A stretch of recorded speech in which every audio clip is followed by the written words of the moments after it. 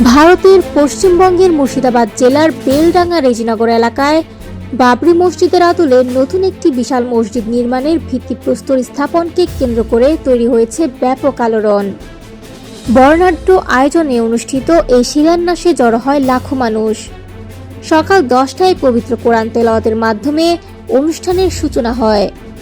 ভিত্তিপ্রস্তর স্থাপন করেন তৃণমূল কংগ্রেস থেকে বহিষ্কৃত ভরতপুরের বিধায়ক হুমায়ুন কবির। এই অনুষ্ঠানে বিশেষ অতিথি হিসেবে উপস্থিত ছিলেন সৌদি আরব থেকে আগত মুফতি সুফিয়ান এবং মদিনার ধর্মীয় নেতা শেখ আব্দুল্লাহ। মসজিদের প্রতি আস্থা ও ভালোবাসার প্রকাশ ঘটাতে হাজার হাজার মুসল্লি মাথায় ইট নিয়ে শোভাযাত্রায় অংশ নেন, যেন নতুন ইতিহাসের সাক্ষী হয়ে থাকেন সবাই। হুমায়ুন কবির জানান, এই বৃহৎ প্রকল্পে বাজেট ধরা হয়েছে প্রায় 300 কোটি টাকা। প্রথম দিনেই দান হিসেবে কয়েক কোটি টাকা সংগ্রহ হয়। একজন চিকিৎসক একাই দেন 1 কোটি রুপি, আর এক ব্যবসায়ী প্রতিশ্রুতি দেন 80 কোটি টাকা দেওয়ার। এই মসজিদ চত্বরকে ঘিরে থাকবে 25 বিঘা জমি।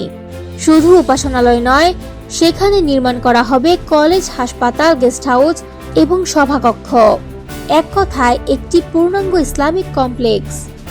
যদিও প্রকল্পটির বিরুদ্ধে সংবিধান লঙ্ঘনের অভিযোগ তুলে মামলা হয়েছিল হাইকোর্টে, কিন্তু আদালত স্পষ্ট জানিয়ে দিয়েছে উপাসনালয় নির্মাণ মানুষের সাংবিধানিক অধিকার, তাই তারা হস্তক্ষেপ করবে না।